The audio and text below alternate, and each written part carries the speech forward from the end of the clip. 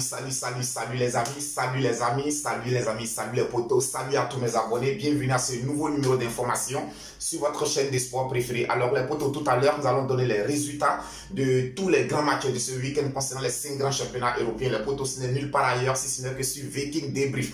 Connaisseur connaît la chaîne de tous les amoureux du football. Alors potos, tout de suite sans plus tarder, nous allons commencer du côté de la France où s'est disputée la 3e journée. Et pour cette 3e journée, les potos, on a Monaco qui se déplaçait du côté de Nantes.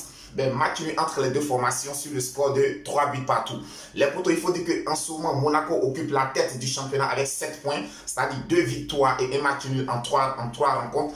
Je dirais que c'est un début de saison vraiment très parfait pour les Monégasques. On le sait tous les potos. Lors des 2 dernières saisons, les Monégasques avaient vraiment beaucoup de difficultés à entamer le début de la saison. Mais par contre, cette année, ce n'est pas le cas. Je dirais que les Monégasques ont très bien entamé leur saison.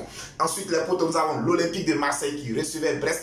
Les Marseillais se sont imposés sur le score de 2-0. Là également, les potos, les Marseillais sont à même point d'égalité que les Monégasques.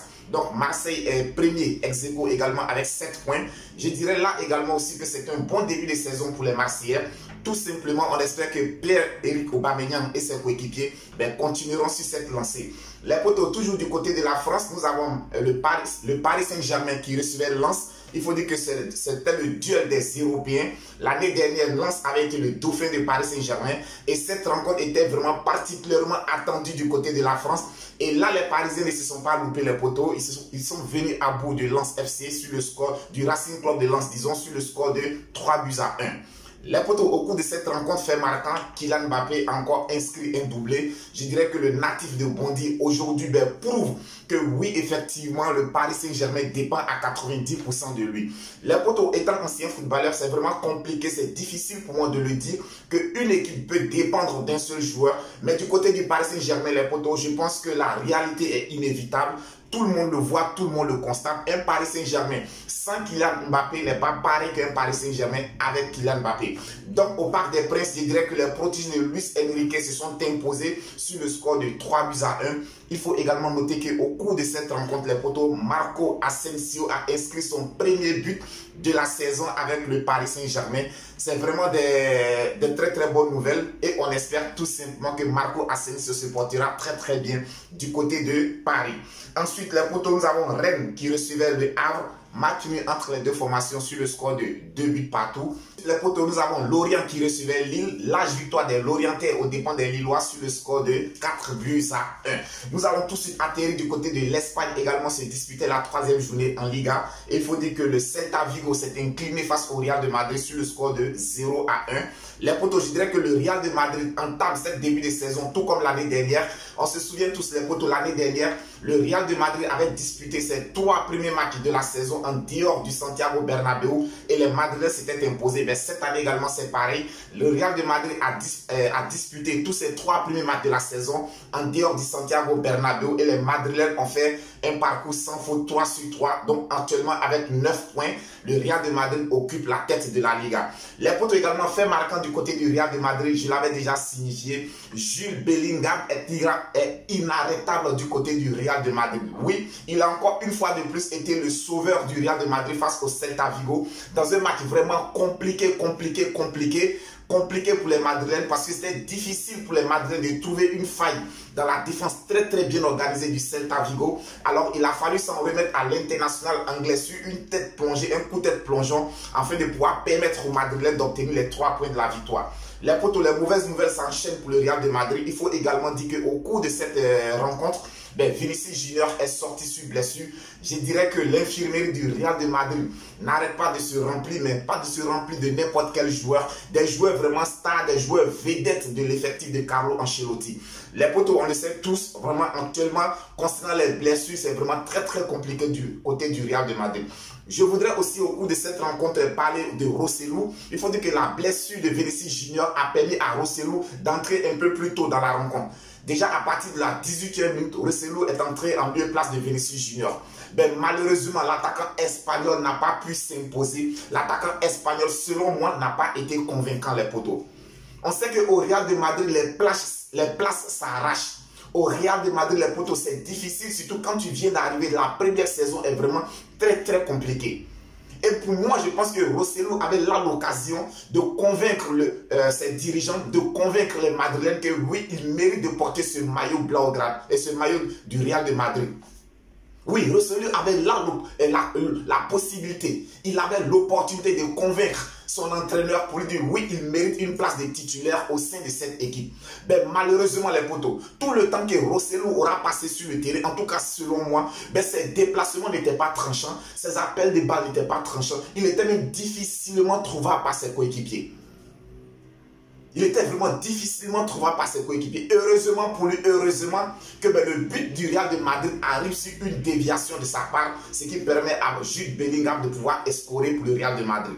Alors j'aimerais attirer l'attention aujourd'hui de Rosselló. Il est temps pour lui de saisir l'absence de Vinicius Junior pour marquer les esprits du côté du Real de Madrid, pour marquer les esprits au niveau de son entraîneur, marquer les esprits au niveau de ses coéquipiers, marquer les esprits au niveau des supporters. Donc il faut retenir que le Real de Madrid est allé s'imposer du côté du Celta Vigo sur le score de 1-0. Ensuite, les potos, nous avons Cadiz qui recevait Almeria. Ben, match nul entre les deux formations sur le score de 1-partout. Nous avons le FC Séville qui s'est fait surprendre à domicile par Girona sur le score de 2-1. Et quant à Villarreal, ils ont été battus à domicile par le FC Barcelone sur le score de 4-3. Les potos, c'était un match à rebondissement. Il faut dire que dès l'entame de la rencontre, tout de suite, Villarreal s'est retrouvé mené sur le score de 2-0. Alors, ils ont fait une remontada. Ils sont parvenus à remonter les 2 buts et à même inscrire un 3e but. Au moment où on pensait que vraiment tout était perdu pour le FC Barcelone, ben c'est là les Barcelonais sont allés puiser au plus profond de leurs ressources. Dans un premier temps, en revenant au score sur le score de 3-1 et 3 buts partout, disons, et ensuite marquer le 4e but synonyme de victoire. Les potos fait marquant une chose, un nom à retenir au cours de cette rencontre, un nom à retenir cette année au niveau du FC Barcelone, les potos, c'est le jeune Lamine Yamal. Ah oui, jeune très talentueux, à le voir jouer, il rappelle les débuts de Lionel Messi. Malgré son jeune âge, il n'a pas peur de prendre des risques. Il n'a pas peur de prendre ses responsabilités. Et aujourd'hui, je dirais que c'est à juste titre qu'il a été désigné meilleur joueur de cette rencontre. Retenez bien ce nom, les potos, Lamine Yamal. Oui, Lamine Yamal.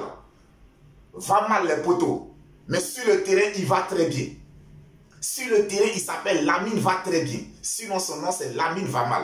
Vraiment jeune joueur très talentueux du côté du FC Barcelone, à suivre de très près. Ensuite, les potos du côté de l'Angleterre se disputaient également la 3e journée. Et à cet effet, il faut dire que le club de Chelsea recevait le promu Luton Town. Et Chelsea s'est imposé sur le score de 3-0. Première victoire des Blues au cours de cette saison. On espère tout simplement que ça décantera la situation du côté de Chelsea.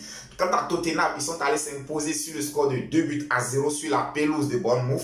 Et nous avons Brentford qui a été tenu en échec sur ses installations par Crystal Palace sur le score de 1-partout. Les potos, le duel de Londres opposait Arsenal Football Club à Fulham. Et il y a eu match nul 2-partout entre les deux formations. Les potos, je ne saurais faire cette vidéo sans un tout petit peu m'attarder sur cette rencontre Arsenal-Fulham. Ah oui, j'ai été vraiment écœuré. J'étais dans tous mes états après ce match Arsenal-Fulham. Et quand je dis Arsenal-Fulham, la chose qui m'a mis dans tous mes états, c'est l'entraîneur d'Arsenal, Mikel Arteta. Je voudrais dire à Mikel Arteta d'arrêter de bricoler, d'arrêter d'inventer, d'arrêter de faire du n'importe quoi. Je n'ai pas compris hier son choix d'homme, je n'ai pas compris hier le système tactique dans lequel il a voulu évoluer. Aujourd'hui, s'il y a un coach, s'il y a un entraîneur, s'il y a un manager au niveau de l'Angleterre qui a la chance de conserver les 99% de son ossature de la saison dernière, je dirais que c'est Mikel Arteta. À part Granit Xhaka, Mikel Arteta aujourd'hui, il a la chance d'avoir avec lui les 99% de son effectif de l'année dernière. Donc pour moi, je dirais qu'aujourd'hui, Mikel Arteta n'a plus grand chose à faire. Et surtout que tout l'effectif qu'il avait l'année dernière lui a apporté satisfaction. J'ai vraiment pas compris son classement d'hier. Aujourd'hui, tu as ta chance d'avoir avec toi ta charnière centrale de l'année dernière. Tu as Gabriel qui est là. Tu as William Saliba qui est là. Et l'année dernière, cette paire centrale a été convaincante. Cette paire centrale, elle a été vraiment au top des tops. Pourquoi ne pas reconduire cette même paire centrale? Peut-être d'aucuns me diront que la forme de l'année dernière n'est pas la même forme que celle de cette année. Je serai d'accord avec vous. Mais les potos, nous savons qu'en ce moment, Gabriel ne souffre d'aucune blessure. Et Gabriel, nous le connaissons, c'est un joueur qui a toujours mouillé le maillot. Alors, qu'est-ce qui se passe? Pourquoi est-ce que pour ce début de saison, Mikel Arteta a décidé de ne pas titulariser Gabriel? Les potos, je l'avais annoncé dans la vidéo précédente que Gabriel était convoité par le Real de Madrid. Est-ce que Mikel Arteta déjà est en train de préparer la succession de Gabriel au cas où il parvenait à partir du côté du Real de Madrid? Si là n'est pas la question, alors dans ce cas, moi je ne comprends pas pourquoi est-ce que Gabriel n'est pas titulaire en ce début de saison. Au niveau des côtés, sur le côté droit, l'année dernière, on avait Ben White qui jouait latéral droit et il était très très efficace sur le côté droit l'année dernière, Ben White.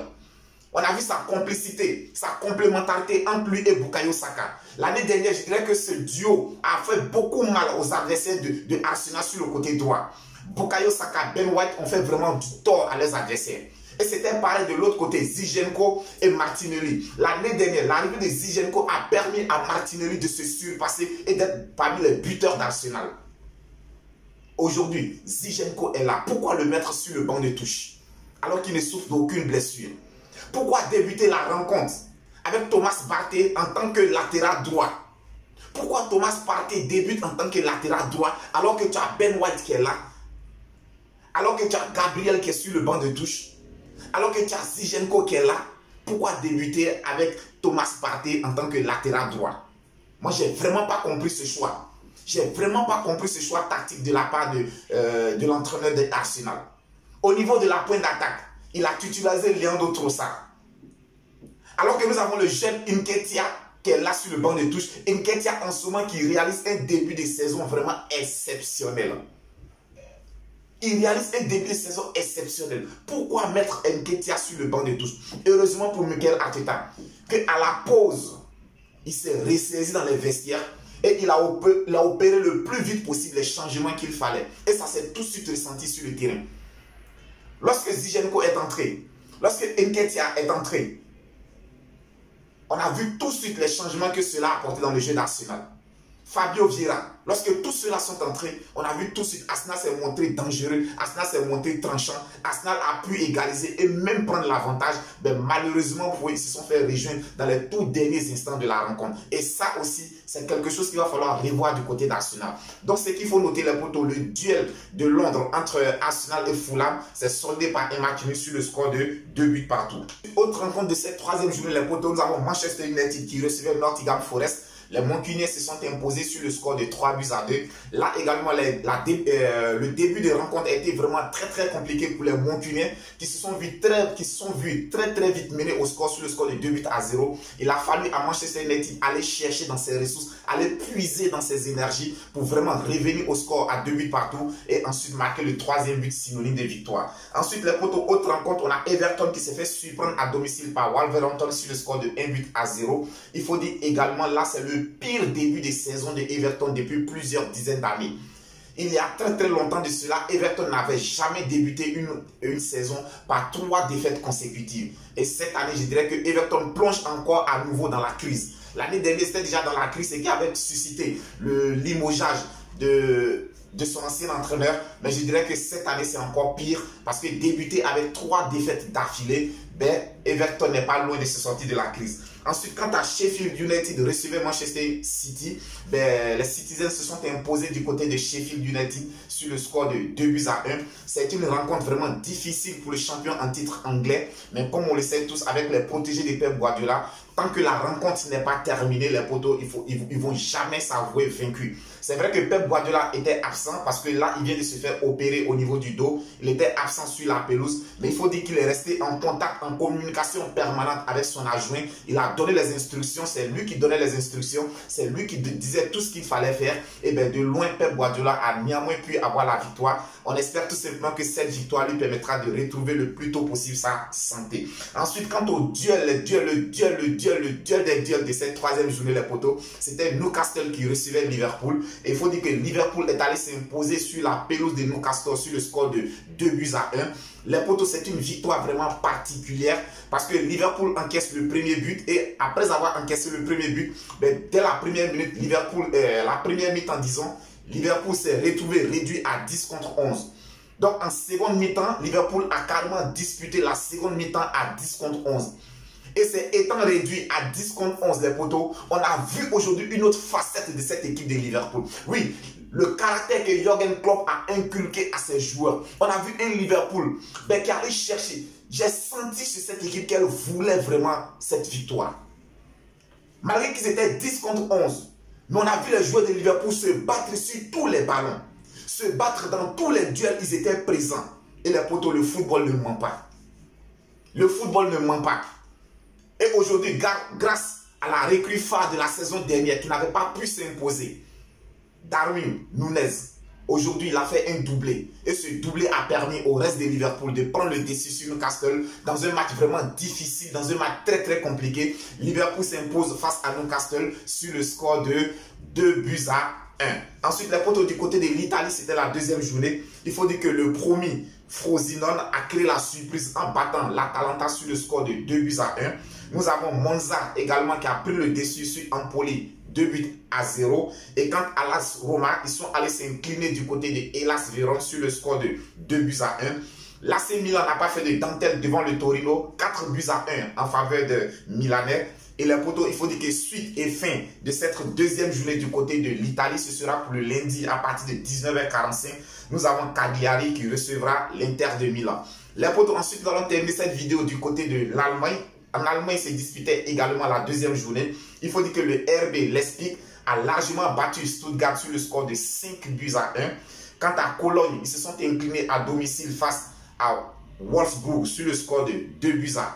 Et nous avons Bochum et le Borussia Dortmund qui n'ont pu se départager. Match nul entre les deux formations, 1 but partout. Fribourg a pris le dessus sur le Werder de Brême, 1-0. Et quant à Mönchengladbach, ils ont été battus à domicile par le Bayer Leverkusen sur le score de 3-0. Nous avons Metz 05 qui a fait match nul avec Francfort, 1 but partout entre les deux formations. Et quant au champion en titre allemand, c'est-à-dire le Bayern de Munich, il s'est imposé face à Augsbourg sur le score de 3-1. Il faut dire les poteaux, au cours de cette rencontre, Harry Kane a inscrit un doublé. Je l'ai dit la saison dernière, Harry Kane est parti du côté de l'Allemagne pour gagner des titres et surtout avec le Bayern de Munich. Il compte gagner des titres avec le Bayern de Munich. Et je dirais que ses débuts sont vraiment prometteurs du côté de l'Allemagne. On ne peut que lui souhaiter bonne chance. Les poteaux aussi, une petite bonne nouvelle du côté du Real de Madrid. Il faut dire qu'il y a quelques blessés qui sortiront très bientôt de l'infirmerie. On a hâte de voir tous nos joueurs sortis de l'infirmerie et vraiment débuter la saison comme vraiment ils souhaiteraient le faire. Les poteaux, c'était tout pour aujourd'hui. Mais si vous n'êtes pas encore abonné à notre chaîne, abonnez-vous, likez, commentez. Les poteaux, c'est Viking Débrief, connaisseur connaît, c'est la chaîne de tous les amoureux du football. Alors dites-moi les poteaux, est-ce que pour vous, vous pensez que M. Kylian Mbappé est l'homme à tout faire du Paris Saint-Germain? Pensez-vous que le Paris Saint-Germain peut aujourd'hui se priver de Kylian Mbappé? Laissez-moi tout cela en commentaire et on se retrouve très bientôt pour une autre vidéo. D'ici là, portez-vous bien, que Dieu vous protège.